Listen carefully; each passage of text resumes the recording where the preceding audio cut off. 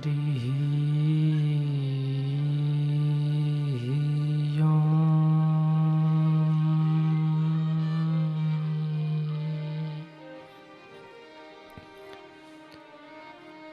कृष्णाय वासुदेवाय देवकीनन्दनाय च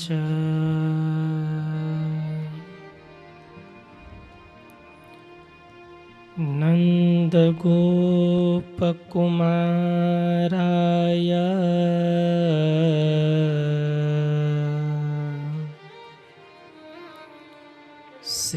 श्रीकृष्णाय वयं नुमः।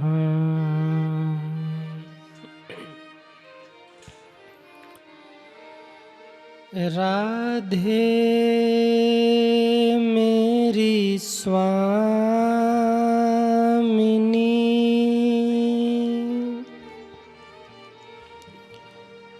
मैं राधे तेरो दास।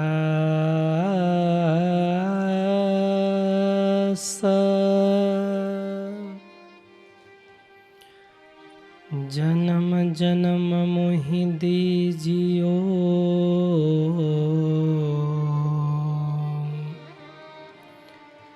निज चरणन में वास।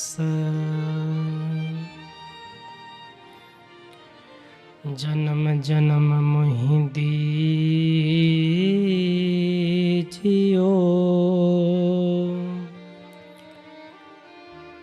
निज चरणन में वास।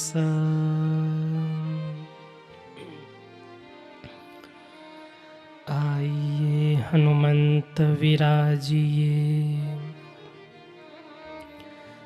कथा करूं आरंभ।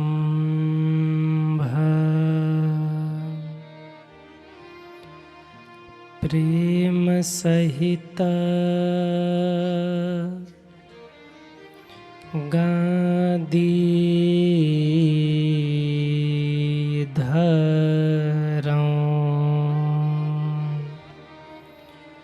पधारिए वीर हनुमंत।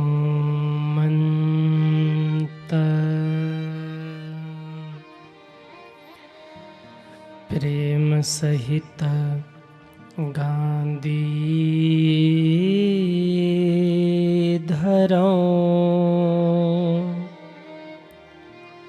पधारिए वीर हनुमंत।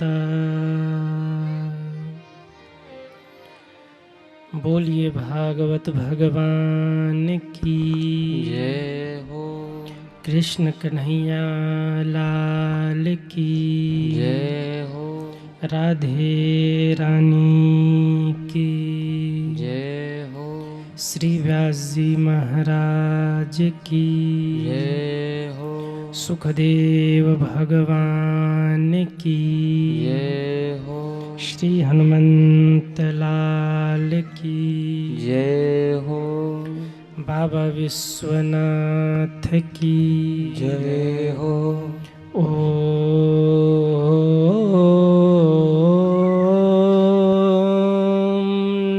नमः पार्वती पतये हर हर महादेव।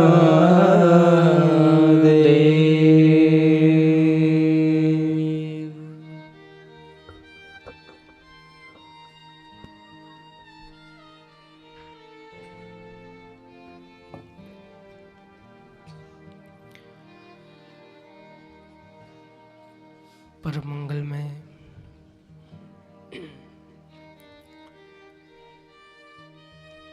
परात्पर अखिलेश्वर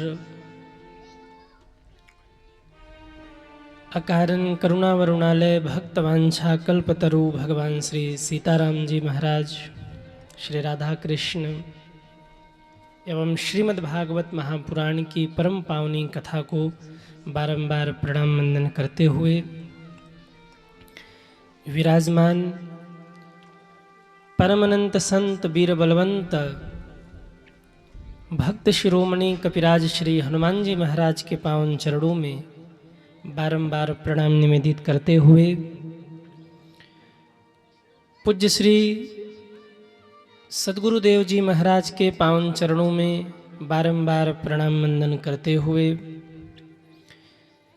इस मंगलमयी श्रीमद् भागवत कथा के मुख्य आयोजक यजमान के रूप में श्रीमती अर्चना सिंह जी एवं श्री धर्मेंद्र सिंह जी एवं यजमान परिवार श्रीमती नीता सिंह जी एवं श्री नागेंद्र सिंह जी, श्रीमती सुनीता सिंह जी एवं श्री वीरेंद्र सिंह जी, श्री सरिता सिंह जी एवं श्री भूपेंद्र सिंह जी, श्री दीपिका सिंह जी एवं श्री विकास सिंह जी, श्री रंजना सिंह जी एवं श्री विशाल सिंह जी एवं पूरा सिंह परिवार, जिनके माध्यम से इतनी मंगलमयी कथा आप लोगों के बीच में आयोजित हो रही है। एक बार पूरे सिंह परिवार के लिए आप लोग जोरदार तालियां बजाइए। मेरी व्यासपीठ से पूरे सिंह परिवार को बहुत बहुत साधुवाद है। साथ ही में कथा प्रांगण में विराजमान भक्ति शक्ति स्वरूपा माताएं बहनें समस्त श्रद्धालु भक्तगण, आप सभी के हृदय में विराजमान श्री सीताराम जी महाराज को सिया राम में सब जग जानी करहु प्रणाम जोर जुग पानी के पावन भाव से बारंबार प्रणाम वंदन करते हुए आइए इस परम मंगलमयी कथा में हम सभी लोग प्रवेश करें। कुछ कहें सुने गाएं उससे पूर्व हमारे साथ सभी लोग प्रेम और भाव से 2 बार भगवत नाम कीर्तन गाएंगे तालियां बजाते हुए। श्री कृष्ण गोविंद हरे मुरारी, हे नाथ नारायण वासुदेवाय। कृष्ण गोविंद सब गाइए भाव से। हे नाथ नारायण वासुदेवा। श्री कृष्ण गोविंद हरे मुरारी, हे नाथ नारायण वासुदेवाय। श्री कृष्ण गोविंद हरे मुरारी, जय हो। हे नाथ नारायण वासुदेवा।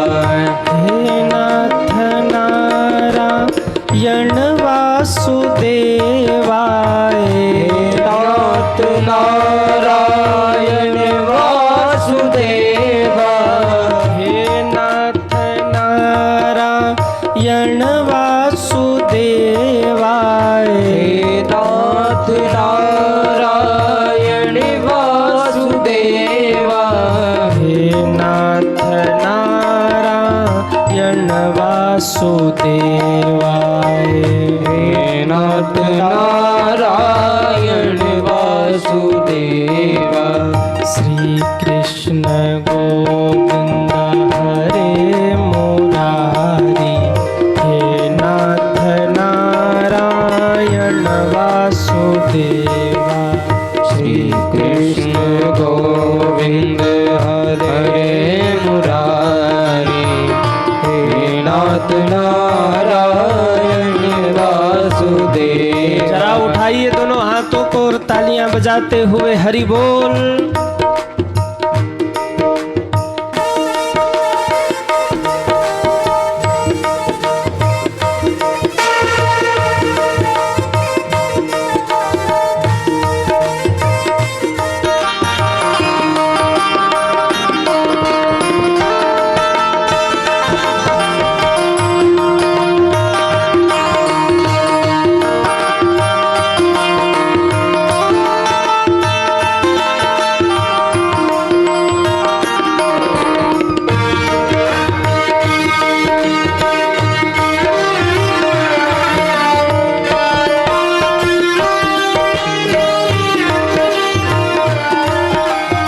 पितु मात स्वामी सखा हमारे, मात स्वामी हे नारायण हमारे, पितु मात स्वामी सखा हमारे, मात स्वामी सखा हमारे, हे नाथ नारायण वासुदेवाय, नाथ नारायण वासुदेवाय, श्री कृष्ण गोविंद हरे मुरारी, हे नाथ नारायण वासुदेवाय, कृष्ण गोविंद हरे मुरारी, हे नाथ नारायण वासुदेवाय, श्री कृष्ण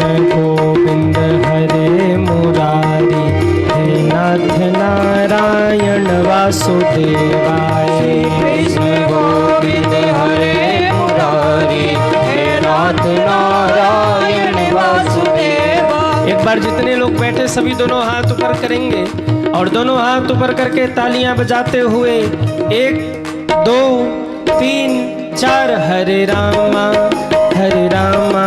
राम रामा हरे हरे, हरे रामा राम राम हरे हरे, हरे कृष्णा कृष्ण कृष्णा हरे हरे, हरे कृष्णा कृष्ण कृष्ण हरे हरे, हरे राम राम राम हरे हरे, हरे कृष्ण कृष्ण कृष्ण हरे हरे, हरे राम राम हरे हरे, हरे कृष्ण कृष्ण कृष्ण हरे हरे, कृष्ण कृष्ण हरे हरे, हरे कृष्ण कृष्ण कृष्ण हरे हरे, राम राम राम हरे हरे, हरे राम राम हरे हरे हरे। बोलिए भागवत भगवान की जय हो, कृष्ण कन्हैया लाल की जय हो, जय जय श्री राधे, जय जय श्री राधे, जय जय श्री राधे श्याम।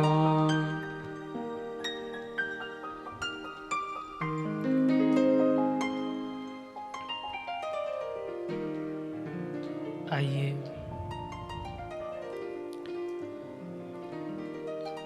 हम सभी लोग आज इस श्रीमद् भागवत कथा के विश्राम दिवस की पावन बेला में प्रवेश करें और इस कथा को कह करके सुन करके अपने जीवन को धन्य धन्य करें। जो क्षण आपका यहाँ पर बीत रहा है ना, इस पंडाल में, ये क्षण आप लोगों के जीवन के सार्थक क्षणों में से एक है सज्जनों। जितने समय आप यहाँ बैठे हैं, ये मानिएगा कि आप सभी भगवान के श्री चरणों में बैठे हैं, क्योंकि ये वो भूमि है जिस भूमि पर 7 दिनों से मेरे प्रभु विराजमान हैं। और आज मेरे प्रभु की विदाई होगी। मेरे ठाकुर जी, मेरे भागवत भगवान इस प्रांगण से विदा होंगे। 7 दिनों तक आपका ये कथा प्रांगण नहीं था। 7 दिनों तक आपका ये कथा प्रांगण स्वयं तीर्थ क्षेत्र था सज्जनों। और अभी तो हवन हुआ है, केवल थोड़ी थोड़ी अनुभूति अभी से आप लोगों को हो रही होगी। अभी कथा विश्राम हो जाएगी, जब भगवान की विदाई हो जाएगी ना, तब आपको ऐसा लगेगा कि जैसे कोई बहुत अपना प्रिय व्यक्ति छोड़ के चला गया। क्योंकि 7 दिनों से यहाँ पर भगवान विराजमान हैं। इस कथा प्रांगण में आप बैठे हैं, मतलब आप भगवान की गोदी में बैठे हैं, भगवान के चरणों में बैठे हैं। और आज जब प्रभु विराजमान होंगे तो ऐसा लगेगा कि जैसे कोई अपना छोड़ के चला गया। पर ऐसा नहीं है कि प्रभु चले जाएंगे आप लोगों को छोड़ के। ऐसा भी मत सोचना कि भगवान हम लोगों को छोड़ के चले जाएंगे। नहीं, वो कथा की कोई एक बात, कथा की कोई एक कथा का अंश, कथा का कोई एक भाव जो आपके हृदय में विराजमान रहेगा, उसी भाव के माध्यम से मेरे प्रभु सदैव आपके हृदय में बैठे रहेंगे। वो कहाँ छोड़ के जाएंगे। लेकिन इस स्थान से भगवान विराजमान जो रहे 7 दिनों तक, आज उनकी इस भूमि से विदाई होगी, प्रभु विदा होंगे। बड़ा आनंद रहा 7 दिनों तक, लेकिन कुछ क्षण और आज हम लोगों के बीच में है। हम लोग कुछ कथा कहते सुनते आज की कथा को भी विश्राम करेंगे। मैं कथा प्रारंभ करूं उससे पूर्व मेरा निवेदन, कल की कथा कहाँ पर विश्राम हुई थी? कल की कथा कहाँ विश्राम हुई थी? कहिए। अरे कोई बोलो भाई, कथा कहाँ विश्राम हुई थी कल? श्राप मिला? वाह, सुदामा जय हो। कल की कथा में हम सभी लोगों ने दर्शन किया सुदामा चरित्र। सुदामा जी परम भगवत भक्त थे। आपने कभी सोचा कि सुदामा जी इतने भगवत भक्त होते हुए इतना कष्ट क्यों सहते रहे? कभी सोचा आपने कि उनके जीवन में इतना कष्ट, इतना दुख क्यों था? क्यों उनके जीवन में धन नहीं था? कभी आपने विचार किया? नहीं किया।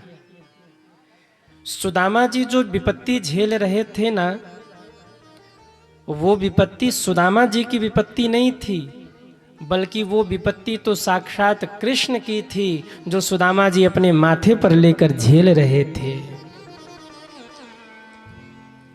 जिस समय कृष्ण और सुदामा मित्र बने ना, उस समय एक घटना घटी। गुरुकुल में कृष्ण और सुदामा दोनों साथ साथ पढ़ते थे। वहीं कुछ दूर पे एक बुढ़िया मैया रहती थी, आश्रम से कुछ दूर, और वो बहुत गरीब बूढ़ी अम्मा थी। वो माई बहुत गरीब थी। बारिश के पूर्व वो माई खेत में जाती, खेत से एक एक दाने बिनती, और वो दाने लेकर के माई आती, बांध करके उसे सुरक्षित रखती, ताकि बारिश में उसे परेशान न होना पड़े। एक बार वो माई थोड़े से चने खेत से एकत्रित करके लाई थी और पोटली बांध करके उसे अपनी कुटिया में रख दिया। माई कुछ काम धाम करने कुटिया से बाहर गई। इतने में एक चोर आया और वो चोर उस पोटली को लेके भागा। ध्यान से सुनिएगा। उसको लगा कि इसमें सोने चांदी होंगे कुछ, हम तो माला माल हो जाएंगे, बुढ़िया अम्मा ने बचा बचा के रखा होगा जीवन भर का। तो चोर वो लेके भागा। इधर जब बुढ़िया माई लौट के आई तो उसे वो पोटली नहीं मिली। माई बहुत दुखी हुई, क्योंकि उसने एकत्रित करके रखा था अपने लिए, और इतनी व्यथित हो गई कि उसके मुख से निकला कि जाओ, जो भी ये चना खाएगा वो श्रीहीन हो जाएगा, जीवन भर दुख पाएगा। संयोग से वो चोर वो पोटली लेकर के भाग रहा था। सांदीपनी मुनि के आश्रम के बाहर जब वो चोर पहुंचा तो उसने सोचा जरा पोटली खोल के देखें कि इस पोटली में है क्या। जब चोर ने पोटली खोला तो वहां सोने चांदी नहीं मिले, वहां तो उसको चने मिले, बड़ा क्रोधित हुआ, वहीं चने फेंक करके भाग गया। चोर भाग गया, चने श्रापित हैं, पोटली छोड़ गया वहीं। सांदीपनी मुनि की जो पत्नी थी वो कुटिया के बाहर आई, उन्होंने देखा कि पोटली में कुछ रखा हुआ है। उनको लगा कि कोई व्यक्ति कुछ दान पहुंचा गया है विद्यार्थियों के लिए। वो पोटली ले गई और ले जाकर के सुरक्षित आश्रम में रख दिया। समय बीतता गया, कृष्ण और सुदामा की मित्रता बड़ी व्यवस्थित और बहुत दृढ़ होती गई। कृष्ण और सुदामा दोनों साथ साथ खेलते खाते साथ साथ ही रहते। भगवान बहुत प्रेम करते थे सुदामा को। एक दिन गुरु माँ ने आदेश किया, कृष्ण और सुदामा आप दोनों जंगल जाइए और जंगल से कुछ लकड़ी लेकर के आइए, बारिश होने वाली है, समय से लौट आइएगा। कृष्ण सुदामा जाने लगे तो गुरु माँ ने वो पोटली उठाया और सुदामा के हाथों में दिया। कहा, सुदामा ये पोटली ले जाओ और जब भूख लगे तो बराबर बराबर आधा आधा बांट के तुम दोनों खा लेना। सुदामा जी ने पोटली रखा, दोनों जंगल में गए, लकड़ियों को एकत्रित किया। इतने में भीषण वर्षा होने लगी। एक वृक्ष पे कृष्ण चढ़ गए, दूसरे वृक्ष पर सुदामा चढ़ गए। ध्यान से सुनिए, एक वृक्ष पर कृष्ण चढ़ गए, एक वृक्ष पे सुदामा चढ़ गए। बारिश रुकने का नाम नहीं ले रही है, झमाझम बारिश हो ही रही है। अब हुआ ये कि सुदामा को लगी थी भूख। सुदामा ने निकाली पोटली, पोटली खोल करके जब चना हाथ में लिया तो चने को हाथ में लेते ही सुदामा जी समझ गए कि ये चना श्रापित है। अब सुदामा जी सोचने लगे कि इस चने का मैं करूं क्या। गुरु माँ ने कहा है कि आधा आधा तुम दोनों बांट करके खा लेना, और ये चना श्रापित है, अगर मेरा मित्र कृष्ण इसको खाएगा तो वो श्रीहीन हो जाएगा, जीवन भर दुख पाएगा। मैं क्या करूं, इसे धरती पर फेंक दूं? सुदामा जी ने सोचा, अगर मैंने इस चने को धरती पर फेंक दिया ना तो ये धरती बंजर हो जाएगी, क्योंकि ये चना श्रापित है। ये चना अगर धरती पे डाल दूं तो धरती बंजर हो जाएगी, और कृष्ण अगर खा ले तो कृष्ण जीवन भर दुख पाएगा। सुदामा जी ने सोचा, सबके भाग्य की गरीबी मैं ही ले लेता हूं। अगर किसी जीव जंतु ने भी इस चने को खा लिया ना तो वो जीवन भर बेचारा दुख पाएगा। सुदामा जी संत स्वभाव के थे, और एक संत व्यक्ति स्वयं कष्ट सह करके भी दूसरों को सुख देता है। संत सही सहाई दुख परहित लागी। ध्यान से सुनना, संत लोग सदैव दूसरों के लिए ही कष्ट सहते रहते हैं। आज आप देखिए, इतना पाप हो रहा है और इतने पाप के बाद भी धरती टिकी हुई है। कैसे टिकी हुई है? कहीं न कहीं गुफाओं में, कंदराओं में संत जन बैठ करके भगवान के नाम का चिंतन कर रहे हैं, जप कर रहे हैं, तप कर रहे हैं, साधना कर रहे हैं, और उसी साधना के बल पर ये धरती टिकी हुई है। नहीं तो इतना पाप हो रहा है, ये धरती रसातल को चली गई होती। संत सहई दुख परहित लागी। जो संत जन होते हैं वो तप करते हैं, साधना करते हैं, किसके लिए? कहा परहित के लिए, दूसरों के लिए। वृक्ष कबहु नहीं फल बकै, नदी न संचय नीर, परमारथ के कारजे साधु धरा शरीर। वृक्ष कभी भी अपना फल स्वयं से नहीं खाता, नदी कभी भी अपना जल खुद से नहीं पीती। ऐसे ही संत लोग अपना शरीर जो धारण करते हैं, तप करते हैं, जप करते हैं, साधना करते हैं, वो अपने लिए नहीं करते हैं, वो समाज के लिए करते हैं, संसार के लिए करते हैं। उत्तराखंड के पहाड़ों से आज भी ओम की ध्वनि आती है। कौन बोल रहा है ओम? वो संत महात्मा जो हमारे आप के लिए तप कर रहे हैं, उनके मुख से ओम की ध्वनि निकल रही है। और देखिए, संत बनने का मतलब ये नहीं है कि आप गुफाओं में चले जाइए, आप कंदराओं में चले जाइए। आप घर में रह करके भी संत बन सकते हैं, क्योंकि साधु रूप नहीं है, साधु स्वभाव है। ऐसा मत समझना कि किसी ने भगवा पहन लिया तो वो साधु है। अरे रावण भी भगवा ही पहन के आया था सीता हरण करने, क्या वो साधु था? साधु कोई रूप रंग नहीं है, कोई वस्त्र नहीं है, साधु तो स्वभाव है। गृहस्थ में रहते हुए भी अगर आपके मन में जगत के कल्याण की भावना आ जाए तो समझ लेना कि आपसे बड़ा संत इस दुनिया में कोई और नहीं है। गृहस्थ में रहते हुए भी अगर आपके मन में परोपकार की भावना आ जाए, जीवों पर दया की भावना आ जाए, तो समझ लेना कि आप संत हैं, आप साधु हैं। जो दूसरों का सदैव हित करे वही तो है संत। संत कौन है? जो समाज के समस्याओं का अंत करे, उसी को संत कहते हैं। इसलिए संत कौन है? अच्छा, साधु बनने में लगेगा क्या? अगर साधु का रूप बनाना हो तो बहुत लगेगा, तो 2.5-3 मीटर कपड़ा लगेगा भगवा।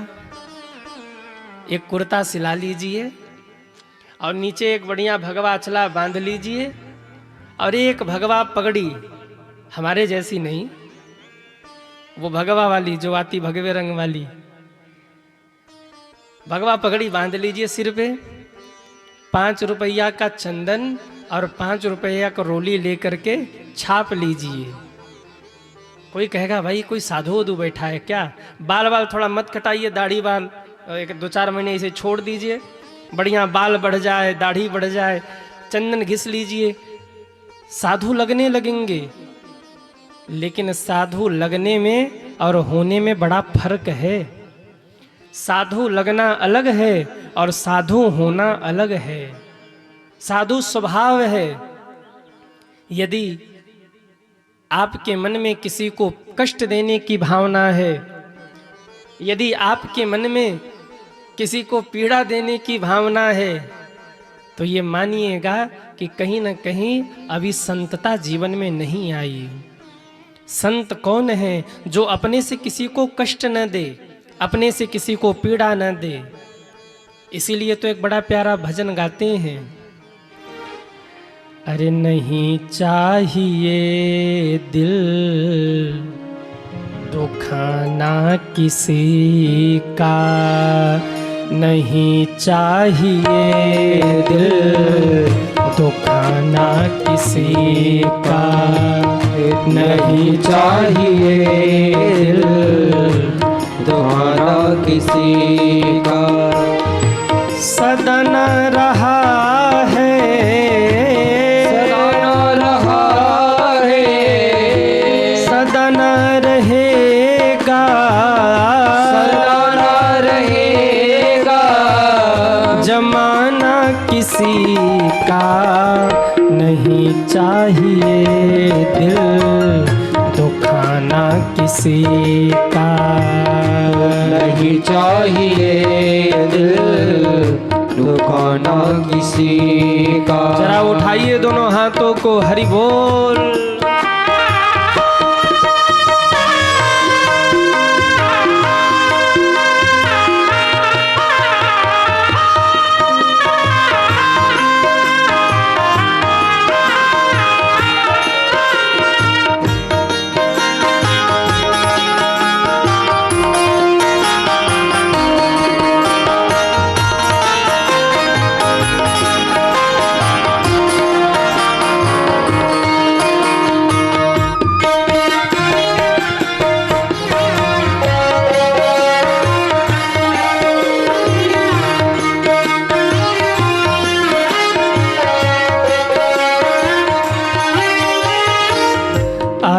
आएगा बुलावा तो जाना पड़ेगा, आएगा बुलावा तो जाना पड़ेगा। सर तुझको आखिर झुकाना पड़ेगा, सर तुझको आखिर झुकाना पड़ेगा। वहाँ न चलेगा, वहाँ चलेगा, वहाँ न चलेगा, वहाँ न चलेगा। बहाना किसी का नहीं चाहिए, दिल दुखाना किसी का नहीं चाहिए, दिल दुखाना किसी का नहीं चाहिए, दिल दुखाना किसी का नहीं चाहिए, दिल दुखाना किसी हरि का। बोल।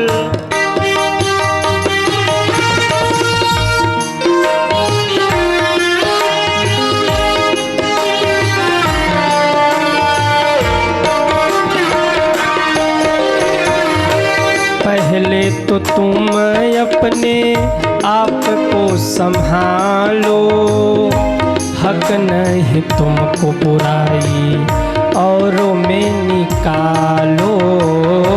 पहले तो तुम अपने आप को संभालो, जय हो। हक नहीं तुमको बुराई औरों में निकालो।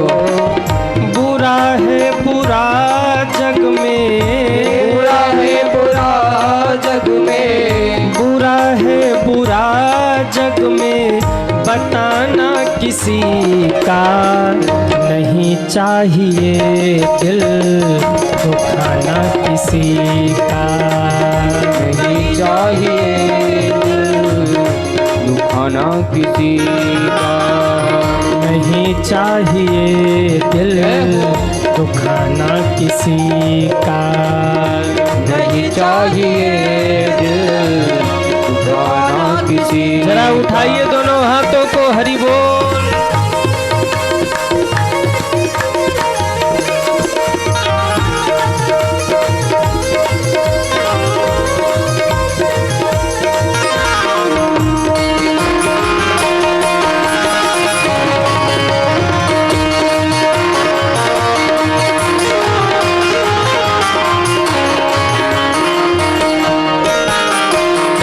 शोहरत तुम्हारी बह जाएगी, ये दौलत यहीं पर रह जाएगी, ये शोहरत तुम्हारी बह जाएगी,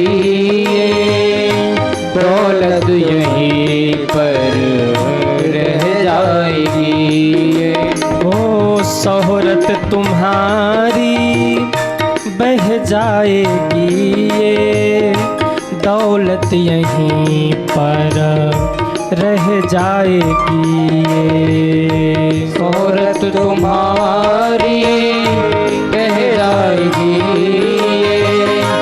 दौलत यहीं पर रह जाएगी। नहीं साथ जाता, नहीं साथ जाता, नहीं साथ जाता, खजाना किसी का नहीं चाहिए, दिल दुखाना किसी का नहीं चाहिए, दिल दुखाना किसी का नहीं चाहिए, दिल दुखाना किसी का नहीं चाहिए, दिल दुखाना किसी का। सदा न रहा है, सदा न रहा है, सदा न रहेगा, सदा न रहेगा। जमाना किसी का नहीं चाहिए, दिल दुखाना किसी का नहीं चाहिए दिल दुखाना किसी का, दुखाना किसी का दिल, दुखाना किसी का, दुखाना किसी का दिल, दुखाना किसी का। सदा न रहेगा, सदा न रहा है ये जमाना किसी का, इसलिए नहीं चाहिए दिल दुखाना किसी का। झगड़ा हो ना तो दिखाते हैं उंगली, तुम बहुत गलत आदमी हो। क्या कहते हैं? उंगली दिखा कहते तुम बहुत गलत आदमी हो। और जब दूसरे को एक उंगली दिखाते हैं तो 3 उंगली अपनी ओर इशारा करते कि तुम भी गलत हो। लेकिन हम ध्यान नहीं देते। हाँ, फटाक से दूसरे को तुम बहुत गलत आदमी हो। ये उंगली कहना चाहती है तुम भी गलत हो। इसलिए पहले तो तुम अपने आप को संभालो, हक नहीं तुमको बुराई औरों में निकालो। बुरा है बुरा जग में, बुरा है बुरा जग में, अरे बताना किसी का नहीं चाहिए दिल दुखाना किसी का। संत सहहि दुख परहित लागी। एक महात्मा नदी में स्नान कर रहे थे। एक भिक्षु बहता हुआ जा रहा था। महात्मा को बड़ी दया आई, ये बह जाएगा मर जाएगा। भिक्षु को उठाया, हाथ पे बाहर फेंकने लगे। भिक्षु डंक मारने लगा, हाथ से छूट गया भिक्षु। फिर बहने लगा, फिर महात्मा ने उठाया हाथों पर, फिर भिक्षु ने डंक मारा। महात्मा बार बार उस भिक्षु को उठाते और वो भिक्षु बार बार डंक मारता। एक आदमी ने देखा, अमेठी का ही था, नेवादा का नहीं था, कहीं आसपास का था, पर था अमेठी का। उसने कहा, रे वो महात्मन, इस भिक्षु को आप बार बार उठा करके फेंकना चाहते हैं, ये भिक्षु आपको बार बार डंक मार रहा है, आप इसे छोड़ क्यों नहीं देते? इसका तो स्वभाव है, इसको आप जितनी बार भी उठाएंगे ये उतनी बार डंक मारेगा। ये बात सुन के महात्मा हंसे और महात्मा ने कहा कि जब ये भिक्षु अपना स्वभाव नहीं छोड़ सकता तो भला मैं अपना स्वभाव कैसे छोड़ दूं? इसका स्वभाव है डंक मारना, तो मेरा भी स्वभाव है बचाना। बचाऊंगा इसको जब तक बचा सकता हूं, ये संत का स्वभाव होता है। सुदामा जी ने सोचा, अगर ये चने कन्हैया खा लेगा तो कन्हैया दुखी रहेगा, जीवन भर दुख पाएगा। और भूमि पर डाल दिया अगर इस चने को तो भूमि बंजर हो जाएगी। सुदामा ने कहा, ये सब विपत्ति मैं अपने माथे ले लेता हूँ। और सुदामा जी ने सारा चावल अकेले ही खा लिया।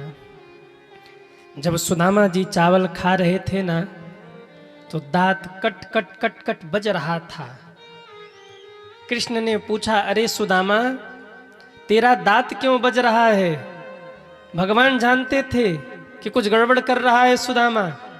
पूछा, सुदामा तुम्हारे दांत क्यों बज रहे हैं? सुदामा ने कहा, कन्हैया ठंड लग रही है, कुछ पहना नहीं है हमने ठीक सा, ठंड लग रही बारिश में, इसलिए कट कट कट कट दांत बज रही है। भगवान भावुक हो गए, वाह रे सुदामा, तू मुझसे कितना प्रेम करता है। मेरे सुख के लिए तूने मेरी विपत्ति को अपने माथे ले लिया, केवल इसलिए कि मैं सुखी रहूं, प्रसन्न रहूं। तो ठीक है, एक दिन मैं सूत ब्याज के साथ तुझे लौटाऊंगा, चिंता मत कर। कृष्ण सुदामा बड़े हुए, एक द्वारिका का सम्राट बना और एक साधारण सा ब्राह्मण। सुदामा जी की कथा हमने सुनी कल। 4 मुट्ठी चावल लेके गए थे, जिसमें से 2 मुट्ठी चावल भगवान ने खाया, 1 मुट्ठी में दरिद्रता मिटा दी, दूसरे में साम्राज्य प्रदान कर दिया, और तीसरी मुट्ठी खाने ही वाले थे कि रुक्मिणी जी ने हाथ पकड़ लिया, सब दे ही दोगे। कितना कुछ दिया भगवान ने सुदामा को। एक बात मैं आपसे पूछूं, अगर कृष्ण और सुदामा को आमने सामने खड़ा किया जाए तो सत्य बताना, पलड़ा किसका भारी होगा, कृष्ण का कि सुदामा का? कहिए, सुदामा का। क्यों? अरे जो कृष्ण त्रैलोक्य के मालिक हैं, अगर एक राज्य दे दिया तो क्या दे दिया? दिया तो सुदामा ने, जिसके पास एक अन्न का दाना भी नहीं था।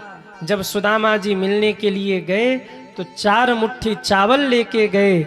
जिसके पास अखंड साम्राज्य है, उसने एक राज्य ही दिया तो क्या दिया? सुदामा के पास कुछ नहीं था, फिर भी 4 मुट्ठी चावल लेके गए। सज्जनों, भगवान के पास तो बहुत था, अगर एक राज्य ही दे दिया, साम्राज्य ही दे दिया तो क्या दे दिया सुदामा जी को? पर दिया तो सुदामा ने कुछ नहीं था, फिर भी 4 मुट्ठी चावल लेके गए। सज्जनों, इसीलिए भगवान सुदामा को देखकर रोते हैं। सुदामा, तुमने मेरे लिए कितना कष्ट सहा, मैं दुखी न हो जाऊं, मैं निर्धन न हो जाऊं, इसके लिए तुमने मेरे भाग्य का चना खाया। ये दशा देख करके सुदामा जी की भगवान रोए थे। देखी सुदामा को दीन दशा, करुणा करके करुणा निधि रोए। पानी परात को हाथ छुयो नहीं, नैनन के जल से पग धोए। भगवान चरणों में बैठे और सुदामा जी को भगवान ने ऊंचाई पर बिठा दिया। जीवन में 2 रोटी कम खा लेना, पर कभी किसी के साथ दगा मत करना। जीवन में कभी किसी के साथ ठगी मत करना। जीवन में अपने फायदे के लिए कभी भी किसी को दुख मत देना। आप ईमानदारी से जीवन जिएंगे, हो सकता है थोड़ा विलंब लगे, पर जिस दिन भगवान आपको देंगे आप संभाल नहीं पाएंगे, बस भरोसा रखना। अपने फायदे के लिए किसी का धन मत हड़पना। आज समाज में एक बड़ी समस्या है जो बढ़ रही है। लोग अपने भाई का धन हड़प लेते हैं, लोग अपने भाई का हिस्सा छीन लेते हैं। याद रखिएगा, इस संसार में अपने भाई का धन हड़प करके न तो कोई आज तक सुखी हुआ है, न तो कभी आगे कोई सुखी होगा। इतिहास गवाह है। एक बार कौरवों ने अपने भाइयों पांडवों का धन हड़पना चाहा, पांडवों का भाग हड़पना चाहा। महाभारत हुआ, कौरव कुल का संहार हुआ। इसलिए जीवन में कभी भी अपने भाई का धन मत हड़पना। जो लोग अपनी संतानों के लिए अपने भाई का धन हड़पते हैं, याद रखना भगवान उनकी संतानों को इतना पातकी बना देते हैं कि वो समय के साथ सब बर्बाद कर देते हैं। अरे क्या हो गया, छोटा भाई है, एक हाथ बढ़ा के दे दीजिए, ले जा भैया, तू सुखी रहे, प्रसन्न रहे। या बड़ा ही भाई है, अपनी स्वेच्छा से देखिए उसको कम लग रहा है, उसको पूरा नहीं हो रहा, उसकी कुछ मजबूरी है, एक हाथ अपनी ओर से दे दीजिए, ले जा, तो सुखी रहे। परंतु अपने फायदे के लिए कभी भी किसी का धन मत हड़पिए, क्योंकि भगवान के यहाँ देर है, भगवान के यहाँ अंधेर नहीं है। जिस दिन भगवान लेने पे आएंगे ना, लिंटर तोड़ के ले जाएंगे, कोई रोक नहीं सकता उनको। हम कितना भी गलत कर लें, हो सकता है आज सुखी रह लें, आज प्रसन्न रह लें, लेकिन जिस दिन भगवान का डंडा बरसेगा उस दिन कोई बचाने वाला नहीं मिलेगा। 2 रुपए के लिए कभी भी किसी को धोखा मत देना। थोड़े से अपने पूर्ति के लिए कभी भी अपने भाई का धन मत हड़पना। एक बड़ा प्यारा भाव कई बार हम गाते रहते, जरा गुनगुना ले हम लोग, पूरा नहीं गाएंगे, केवल आप एक कड़ी सुन लीजिए। लोगवा काहे खातिर डाकू, अरे बेईमान बनल बा, जब ई देहिया चारी दिन के में हमान बनल बा। आप लोग ताली मत बजाओ, गाएंगे नहीं हम। अच्छा गा दें क्या? अरे हाँ या ना? आज के बाद बेईमानी मत करना। भजन तो सुना दे रहे पर बेईमानी मत करना।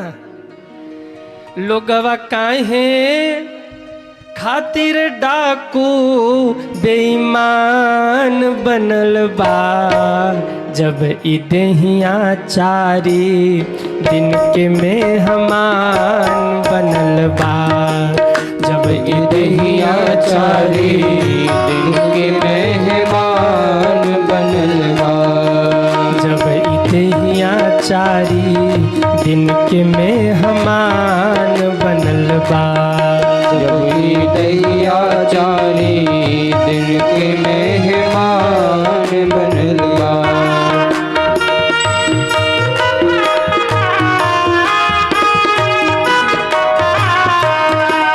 लाख करबा तू कमाई कौड़ी संग नाही जाई, लाख करबा तू कमाई कौड़ी संग नहीं जाई, लाख करबा तू कमाई कौड़ी संग नाही जाई, लाख करबा तू कमाई कौड़ी संग नहीं जाई, तोहरा जाए खातिर बासे के मचान बनल बा, तोहरा जाए खातिर बास के मचान बनल बा, जब ई देहिया चारी दिन के मेहमान बनल बा, जब ई देहिया चारी दिन के मेहमान बनल बा। हरि बोल।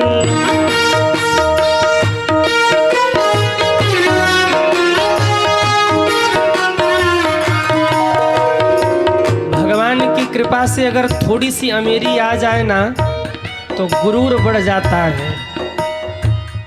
कोई बोले तो सीधे कहता तुमको देख लूंगा एक दिन, टाइम आने दो तुमको देख लूंगा, अरे बोलो मत टाइम आने दो तुमको भी देख लूंगा। जीवन भर कहता रहा टाइम आने दो तुमको देख लूंगा, टाइम आने दो तुमको देख लूंगा। एक दिन हार्ट अटैक आया, धरती पर गिर पड़ा। घर के लोग उठा के हॉस्पिटल ले गए। डॉक्टर साहब ने आला लगाया, घबरा गए डॉक्टर साहब। घर वालों ने पूछा क्या हो गया? डॉक्टर साहब बोले इसका टाइम आ गया। जीवन भर कहता रहा समय आने दो तुम्हें देख लूंगा, टाइम आने दो तुम्हें देख लूंगा। आज समय आ गया। डॉक्टर साहब ने कहा सबको बुला लो, सब लोग इसको देख जाएं क्योंकि इसका समय आ गया, टाइम आ गया। काहे करेला गुरूर एक दिन जइबा तो जरूर, काहे करेला गुरूर एक दिन जइबा तू जरूर, काहे करेला गुरूर एक दिन जइबा तो जरूर, काहे करेला गुरूर एक दिन जइबा तू जरूर। ढाई गज कफन उड़ के जाए के विधान बनल बा। ढाई गज कफन ओढ़ जाए के विधान बनल बा। जब इदहिया चारी दिन के मेहमान बनल बा। जब इदहिया चारी दिन के मेहमान बनल बा। जब इदहिया चारी दिन के मेहमान बनल बा। जब इदहिया चारी दिन के मेहमान बनल बा। लोगवा काहे खातिर डाकू बेईमान बनल बा। लोगवा काहे खातिर डाकू बेईमान बनल बा।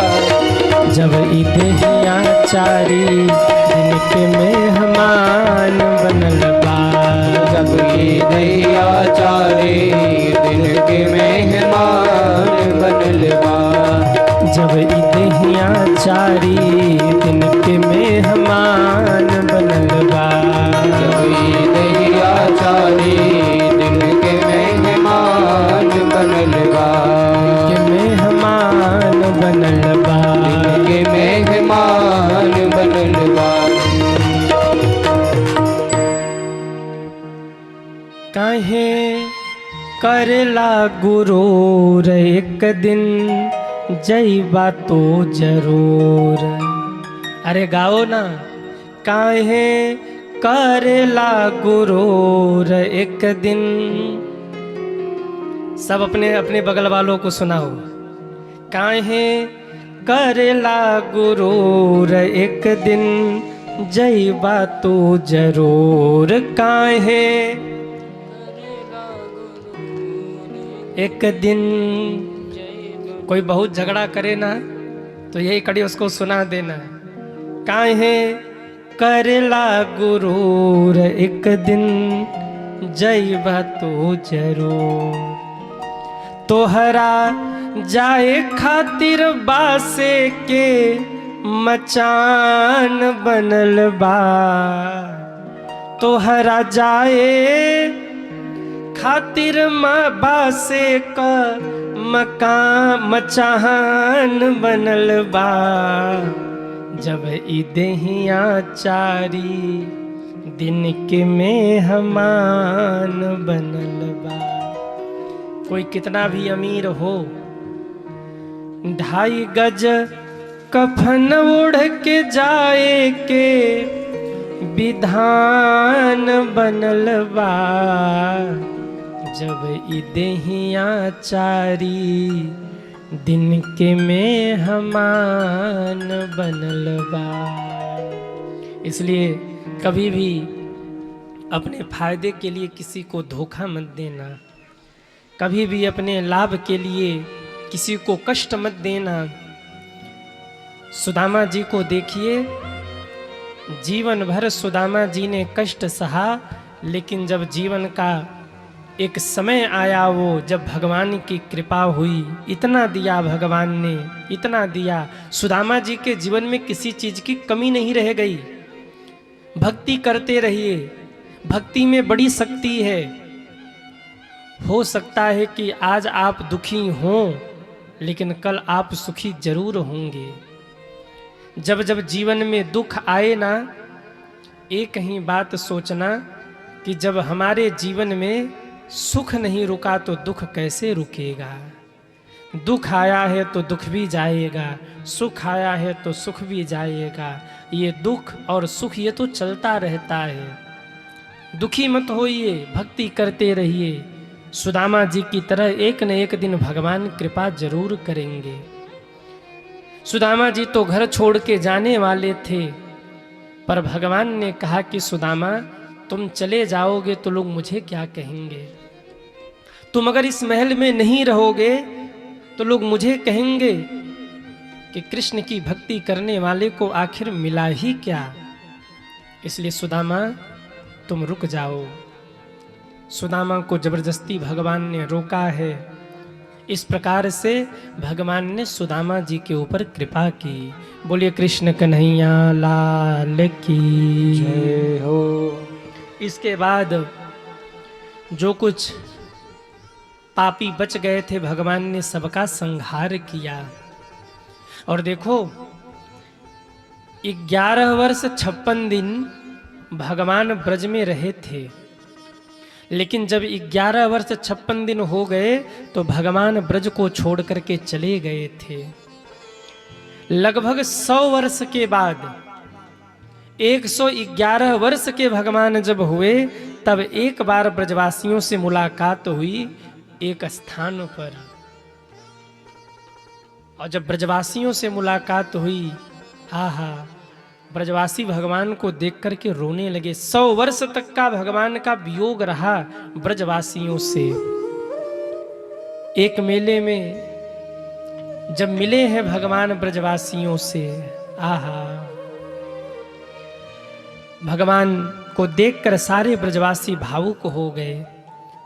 यशोदा मैया रोने लगी, हमारा ये वही कनुआ है जो मैया मैया कह के दौड़ता था, अब ये कितना बड़ा हो गया, अब तो द्वारिका का राजा हो गया, अब हमें पहचानेगा कि नहीं पहचानेगा।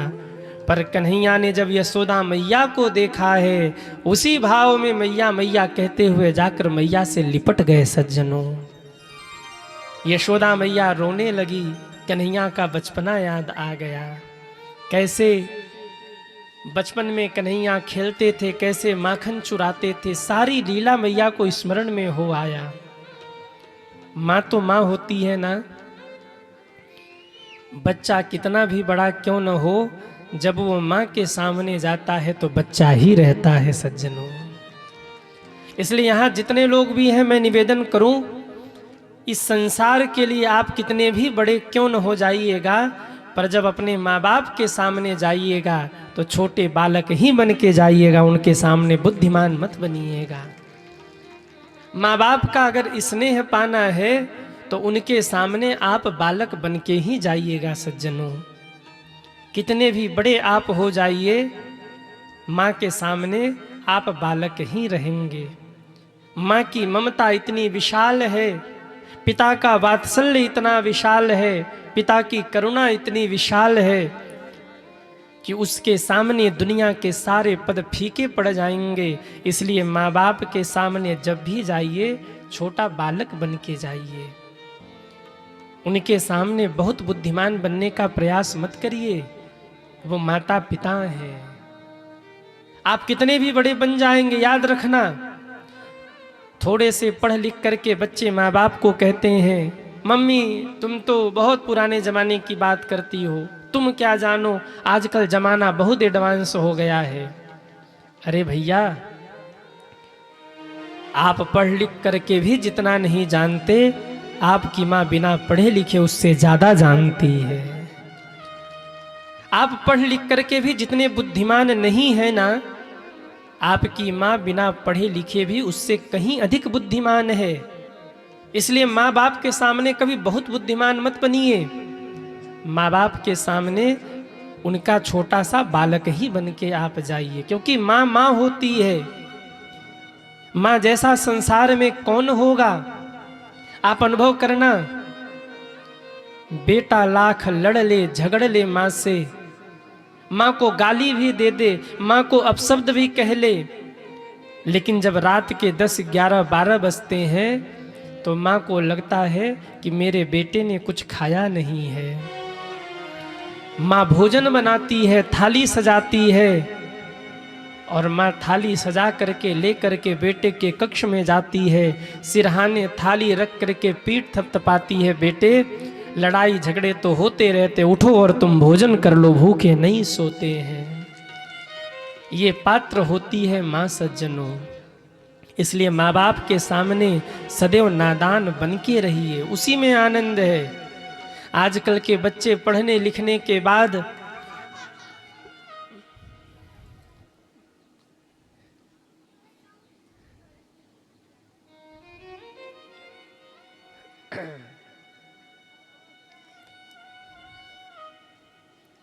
बोलिए भक्तवत्सल भगवान की।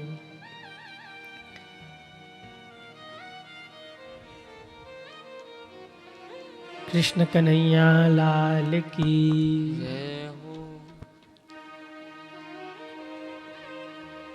कहाँ थे हम लोग? माँ माँ होती है, पिता पिता होते हैं, इसलिए माँ बाप का आदर करिए, उनके सामने छोटे बालक बन के ही रहिए। माँ के स्नेह का, माँ के करुणा का कोई मोल नहीं है। घर में दो बेटे हों, एक रोटी हो, घर में गरीबी हो, रोटी के दो भाग करके दोनों बच्चों को खिलाती है और खुद ये कह करके सो जाने वाली कि मुझे भूख नहीं है, वो पात्र माँ होती है सज्जनों। एक माँ को सबसे ज्यादा सुकून कब मिलता है आपको पता है? एक माँ सबसे ज्यादा सुख तब पाती है जब उसके बच्चे का पेट भरा होता है। माँ बच्चे को फोन करे तो माँ का सबसे पहला प्रश्न यही होता है कि बेटा तुमने कुछ खाया कि नहीं खाया, तुमने भोजन किया कि नहीं। बेटा नौकरी के लिए घर से बाहर जाए और जब शाम को लौट करके आए ना, तो घर भर के लोग उसे घेर कर खड़े हो जाते हैं। भाई पूछेगा नौकरी लगी कि नहीं लगी, पिता पूछेंगे धन की व्यवस्था हुई कि नहीं हुई, सब कुछ न कुछ पूछेंगे। लेकिन एक माँ होती है दौड़ कर आएगी, जो पूछेगी मेरे बेटे तुमने कुछ खाया है कि नहीं खाया है।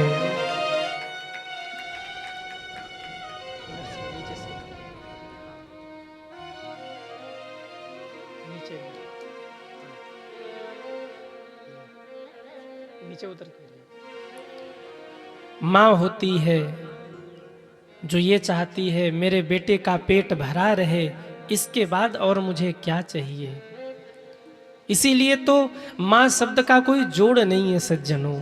एक माँ शब्द में ना पूरा ब्रह्मांड समाहित होता है। कोई माँ कह ले तो पूरे ब्रह्मांड का भाव उस माँ शब्द में समाहित हो जाता है। दुर्भाग्य है इस भारत के लिए आज माँ बाप के लिए वृद्धाश्रम बनाए जा रहे हैं। 4 बेटे हो, एक माँ हो ना, तो माँ को बांट दिया जाता है। 3 महीने आपको वहाँ रहना है, 3 महीने आपको वहाँ रहना है, 3 महीने आपको वहाँ रहना है। ये दुर्भाग्य है सज्जनों। माँ का हृदय देखिए, माँ की दुआ कभी खाली नहीं जाती। ध्यान से सुनिएगा, माँ की दुआ कभी खाली नहीं जाती, माँ की बद्दुआ कभी टाली नहीं जाती। 4 बच्चों को भी पाल लेती है माँ झाड़ू पोछा बर्तन करके, पर 4 बच्चों से अकेली एक माँ पाली नहीं जाती है, पाली नहीं जाती है। माँ का बंटवारा हो जाता है। माँ 3 महीने वहां रहो, 3 महीने वहां रहो। घर बना हो आलीशान, सबके लिए जगह होता है, पर माँ बाप को बांट दिया जाता है। धिक्कार है ऐसे बच्चों के लिए। और फिर बच्चे कहते भी हैं माँ तुमने मेरे लिए किया ही क्या। अरे माँ क्या कर सकती है। माँ के स्नेह को न तो कहा जा सकता है और न तो सुना जा सकता है। माँ के स्नेह को तो केवल और केवल अनुभव किया जा सकता है।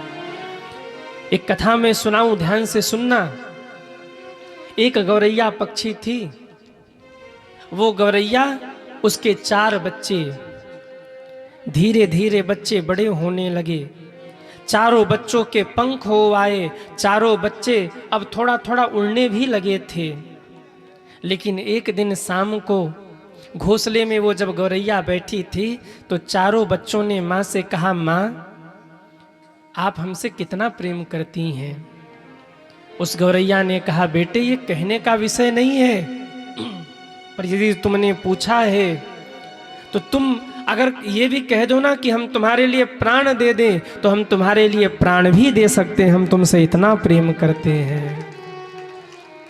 बच्चे मजाक मजाक में बोल गए, माँ यदि आप हमसे प्रेम करती हैं तो अपने पंख उखाड़ उखाड़ के फेंक दीजिए आप। गौरैया ने 1 मिनट भी विलंब नहीं किया। पंछी के लिए उनके पंख ही सब कुछ होते हैं। बच्चों ने ऐसे ही मजाक में कहा, पर माँ ने, माँ को तो करुणा सिद्ध करनी थी, उस गौरैया ने अपने ही चोंच से अपने एक एक पंखों को उखाड़ उखाड़ के धरती पर फेंक दिया। कहते हैं जिस शाम को उस गौरैया ने अपने पंख उखाड़ के फेंके ना, उसी रात को भयंकर तूफान आया। पूरा घोंसला हिलने लगा, पूरा वृक्ष हिलने लगा। गौरैया समझ गई ये वृक्ष अब गिरने वाला है। गौरैया ने अपने बच्चों से कहा, बेटे हम तो उड़ नहीं सकते, पर तुम लोग उड़ जाओ, सुरक्षित स्थान पर चले जाओ। हमने अपने पंख उखाड़ डाले, हम उड़ नहीं सकते, तुम लोग सुरक्षित स्थान पर चले जाओ। बच्चों ने कहा, हाँ माँ, हम सुरक्षित स्थान पर चले जाते हैं। चारों बच्चों ने उड़ान भरी और सब के सब सुरक्षित स्थान पर चले गए। भयंकर तूफान था, क्या क्या हुआ किसी ने नहीं जाना। सुबह के समय चारों गौरैया के बच्चे माँ से मिलने आए, और जब माँ से मिलने के लिए आए ना, तो देखा वहाँ वृक्ष नहीं था। वो वृक्ष टूट करके धरती पर गिर चुका था। बच्चे रो रो के माँ को खोजने लगे, माँ मिली नहीं। बहुत खोजा पर माँ नहीं मिली। तब तक बच्चों की दृष्टि पड़ी कि एक झाड़ी के पीछे माँ दबी पड़ी है। बच्चों ने जाकर के झाड़ी को हटाया है और माँ को जगाने लगे, माँ माँ कुछ तो बोलो माँ। पर वो गौरैया मौन थी, कुछ बोल नहीं रही है। बच्चों को क्या पता कि माँ तो छोड़ करके चली गई इन्हें। वृक्ष से दबकर माँ की मौत हो गई।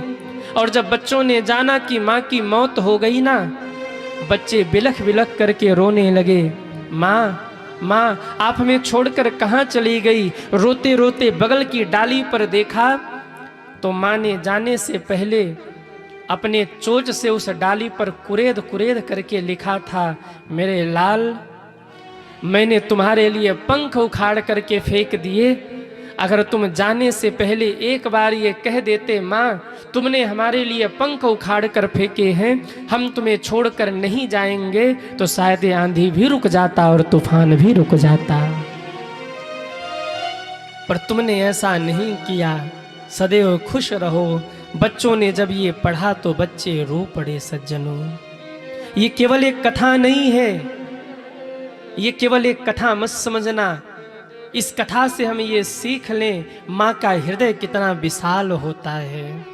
और इसीलिए तो मैंने उस दिन भी कहा था, आज भी कहूँ, घर में सब हों, अगर माँ न हो तो घर खाली खाली लगता है, और कोई न हो, अकेली माँ कोने में बैठी हो तो पूरा घर भरा भरा लगता है। सज्जनों, भरा भरा लगता है।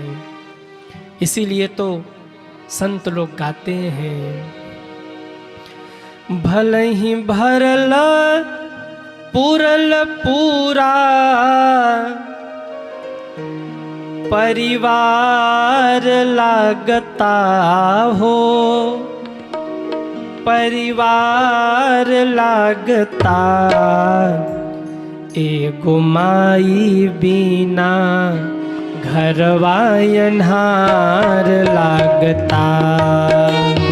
माई बिना घरवा अन्हार लागता, एगो माई बिना घरवा अन्हार लागता, एगो माई बिना घरवा अन्हार लागता।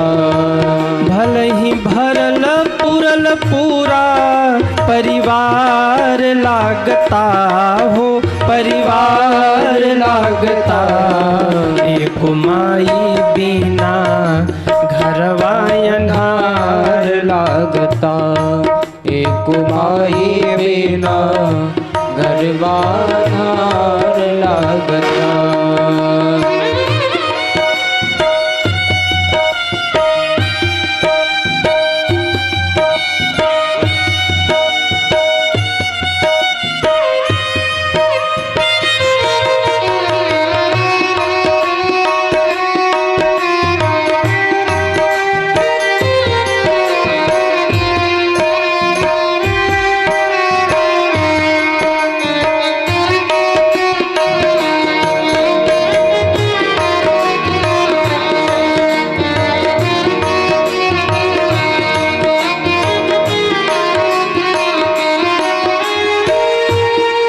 सीधा साधा स्वभाव रहे सबका से लगाव। सीधा साधा स्वभाव रहे सबका से लगाव। सीधा साधा स्वभाव रहे सबका से लगाव।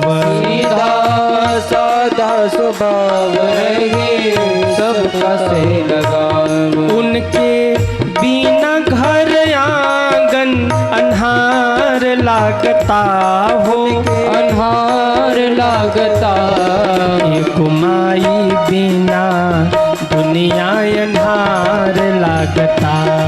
एक माई बिना दुनिया अन्हार लागता।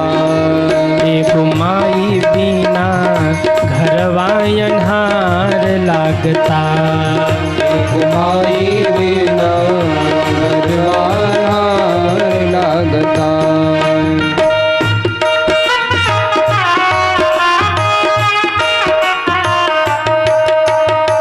जब तक माँ घर में हो पता नहीं चलता, लेकिन जब माँ घर में नहीं होती, माँ चली जाती है ना, तब उसकी कमी महसूस होती है।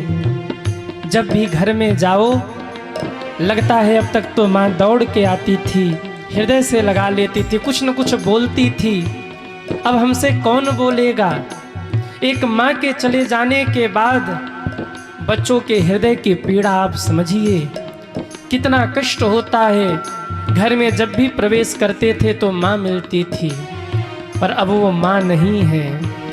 कह के करा के बुलाई हमार कहाँ बाणी माई। कह के केकरा के बुलाई हमर कहवान माई। कह के केकरा के बुलाई हमार कहवा बाणी माई। कह के केकरा के बुलाई हमर कहाँ बानी माई। तोहरा ममता के हमरा दरकार लागता हो। दरकार लागता एक माई बिना घरवा अन्हार लागता। एक माई बिना घरवा अन्हार लागता। एक माई बिना घरवा अन्हार लागता। एक माई बिना घरवा अन्हार लागता। एक माई बिना घरवा अन्हार लागता। एक माई बिना घरवा अन्हार लागता। घरवा अन्हार लागता। घरवा अन्हार लागता। भले ही भरल पूरल पूरा परिवार लागता हो। परिवार लागता एगो माई बिना घरवा अन्हार लागता। सीधा साधा स्वभाव रहे सबका से लगाओ। उनके बिना घर आंगन अन्हार लागता हो। अन्हार लागता अरे एगो माई बिना दुनिया अन्हार लागता। जब माँ नहीं रहती तो एक बालक क्या मन में सोचता है। कह के करा के बोलाई हमार कहाँ बाड़ी माई। कह के करा के बोलाई हमार कहाँ बाड़ी माई। तोहरा ममता के हमरा के दरकार लागता हो, दरकार लागता, एगो माई बिना घरवा अन्हार लागता। माँ तो माँ होती है। यशोदा मैया ने आज कृष्ण को देखा, आहा बहुत रोई हैं। मेरा कृष्ण इतना बड़ा हो गया, छोटा सा था, मैया मैया कह के माखन के लिए ललच जाता था, तड़प जाता था, और आज द्वारिका का सम्राट बना है। हजारों हजारों दास दासियां इसके आगे पीछे दौड़ रहे हैं। मेरा कन्हैया द्वारिकाधीश बन गया है, पर मेरे लिए तो वही कन्हैया है। अभी बड़ा स्नेह किया माता यशोदा ने कन्हैया को। सारे ब्रजवासियों से भगवान मिले हैं। फिर जब इस भाव को देखा ना, तो देवकी माँ का भी ममत्व जाग गया। देवकी माँ ने एक दिन कन्हैया को एकांत में बुला के कहा, कृष्ण एक इच्छा मेरी भी है, पूरी करोगे? कन्हैया ने कहा, कहिए मैया।